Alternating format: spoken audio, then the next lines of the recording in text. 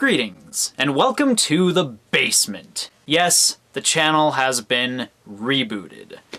For no real reason whatsoever. Yeah.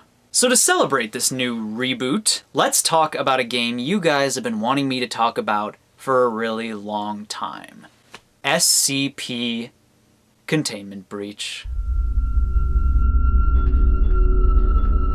In my opinion, SCP Containment Breach is the perfect example of an experiment gone right. I mean, when you get down to the bare bones of it, that's all this game really is. An experiment. It's a free downloadable indie game, still one of the scariest I've ever played, featuring everyone's favorite hand-sculpted monstrosity, SCP-173. Or as some like to call him, the Sculpture. He's horrifying. And adorable. There's porn of him on the internet, too. Don't ask me how I know that. Truth be told, there's actually a lot of different creatures in the game. The developer keeps regularly updating and adding more to it, including an evil mask with a mind of its own, a spooky shadow man who transports you to his own dark dimension, a talking computer with high sentient intelligence, a pale monster that kills you if you look it directly in the face, the list goes on. All of these are based on stories from the SCP Foundation, a website that's sort of like the X-Files meets Wikipedia meets creepypasta.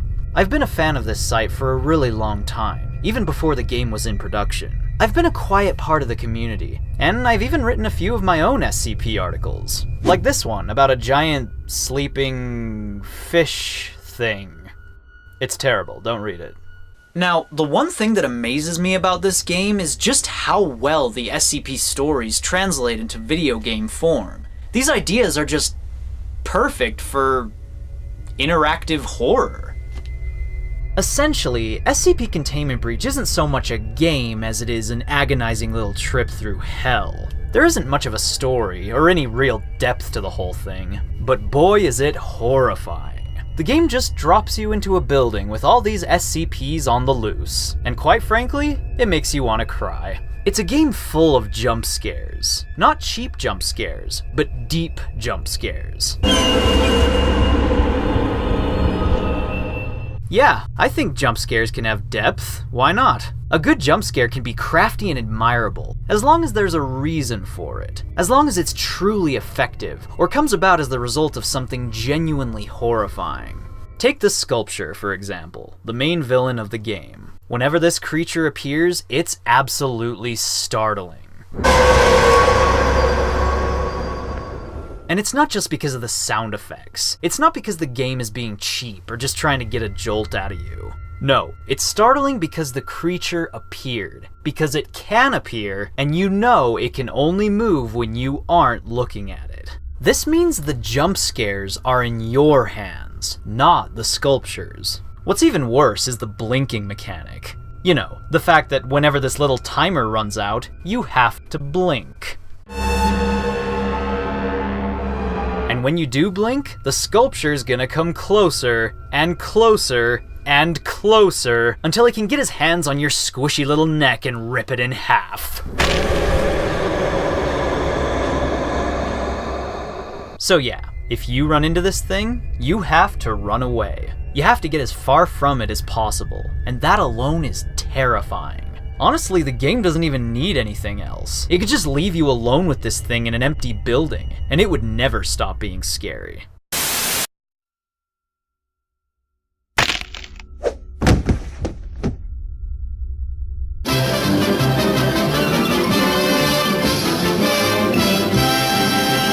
Now the sculpture actually has an opposite in the game too. Like I said before, there's another creature that kills you if you look at it.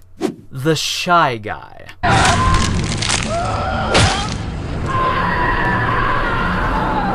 This, for me, is a lot scarier, because you have to turn your back to it at all times. Whereas the sculpture will kill you any moment you look away from it, the Shy Guy is much more human, more agitated in nature. He doesn't want you to look at him, and if you do look at him, he's going to get upset.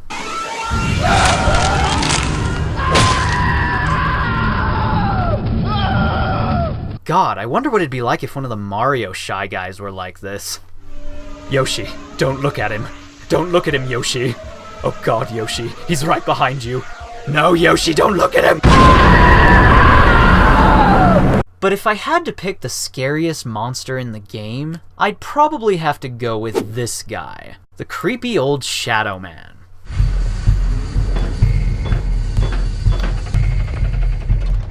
Not because he looks scary or sounds scary, but because he's the only monster in the game that you can't control. He appears at random, he can walk through walls, he can spawn from the floor or the ceiling, and he'll follow you for a really long time. If he's able to catch you, he won't exactly kill you, but instead will teleport you to this weird shadow world.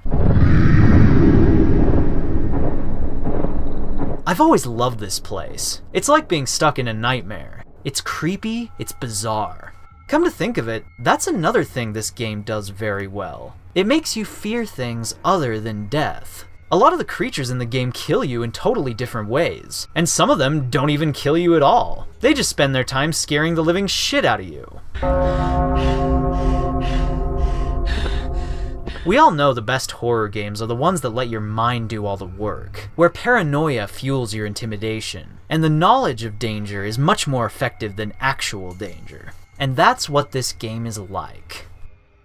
So, while Containment Breach may be sort of a shallow, jump-heavy experience and nothing more, I still admire it. To me, it sort of serves as a reminder of how effective video game horror is. Video games are a hell of a lot scarier than movies, simply because the possibilities are just boundless.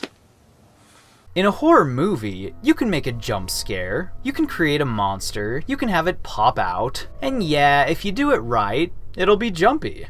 But in a video game, you can create a monster and set it loose. You can drop the player in the dark, program your monster to appear at random, and right there, you, my friend, have created hell. Unlike a movie, it'll be different every single time. There'll be no knowing when the jump scares are coming. There'll be no knowing who's gonna die, who's gonna live, or how things will turn out. And that's what makes video game horror so great. Not only do you feel like you're inside a game, due to its interactive elements, but a game rarely needs to be a scripted experience. It tells the tale of your survival, not the main characters.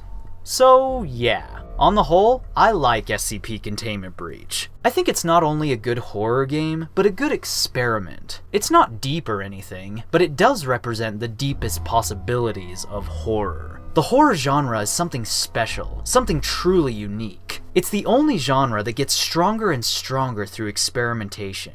While other types of games can be ruined by the mere idea of experimenting, survival horror is quite different. The more you experiment, the more horrifying your game becomes. And with all its unmatchable terrors, SCP Containment Breach proves it.